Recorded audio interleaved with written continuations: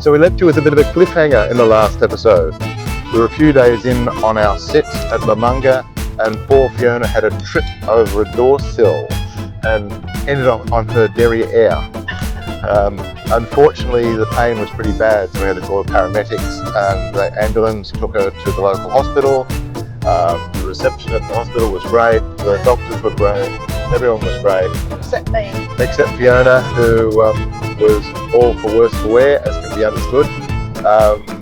The good news is there's no breaks. The bad news is Fiona's in a lot of pain, other than being married to me for 43 years, which no drug will fix. So we're heading home to Portugal so Fiona can convalesce at home in her own luxury.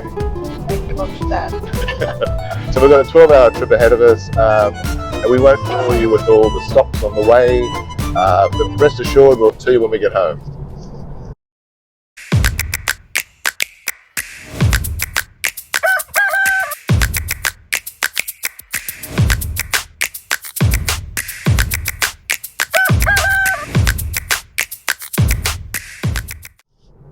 Even though Fiona was incapacitated on our sit at La Manga, we really had a lovely time. You couldn't have asked for a nicer place to convalesce. Yeah, it was beautiful. Very much resort style, beautiful pool, outlook across the Mediterranean. Ellie, the homeowner, was just so thoughtful, took us out for a lovely dinner the first night, and we settled in quite well. The house was beautifully prepared for us. Oh, and Isabella, of course. Isabella's a lovely puppy, very smart. Amazing how quickly she picked up on Fiona's mobility issues, and she would go into the crate just to get out of the way so she didn't trip Fiona up.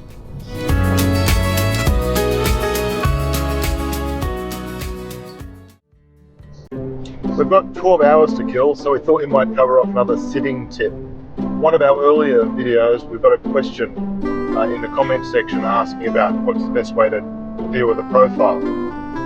We'll talk about trusted house sitters predominantly. The profiles in Nomad and Rover and other sites are kind of similar. But the most important top line items to cover off is really about how you set up your profile to best exhibit your care and skill in house sitting.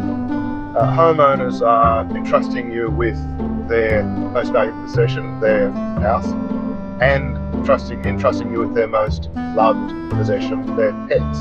The pets could range from dogs and cats and geese and chickens and horses and so forth, and that's your call as to which ones you want to sit for.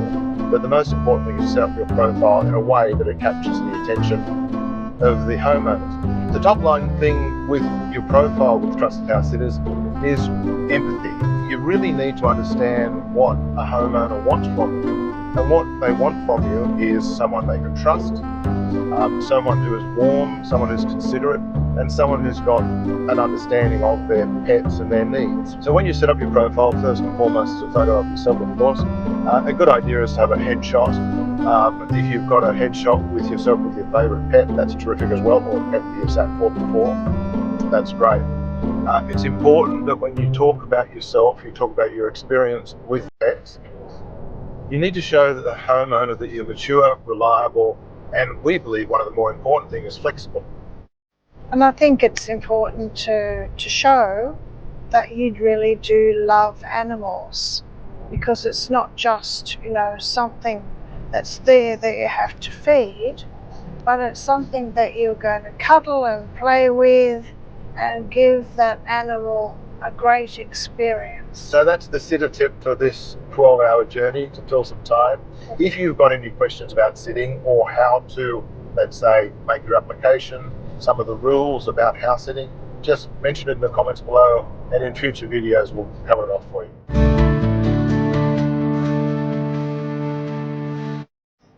In the interest of killing some more time on our 12-hour drive, let's talk about Tesla's autopilot. One of the things that has been great for us with the car has been using autopilot. The autopilot is unfortunately a kind of a dumbed down version of what's available in America and Japan and Australia, and I think coming to Korea shortly, is what's called full self-drive supervised, which basically means the car drives itself from point A to point B. You want to leave home, it drives you out of your garage, it takes you down through McDonald's drive-through, it takes you to your office, takes you to the pub, hopefully you don't drink, and then it takes you home again later on.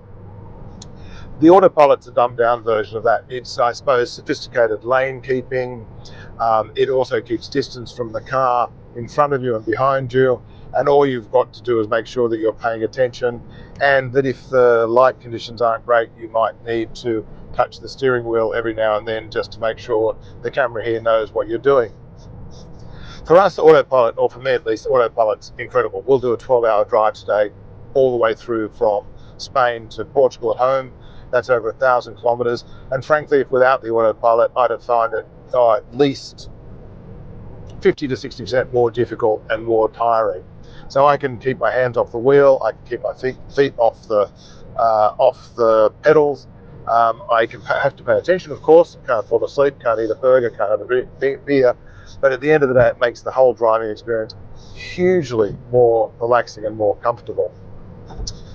Can't wait for full self-driving to hit Europe. Hopefully that'll happen in the next year or so, when the regulators here see the data from other countries and see that it's a viable way to keep people safe.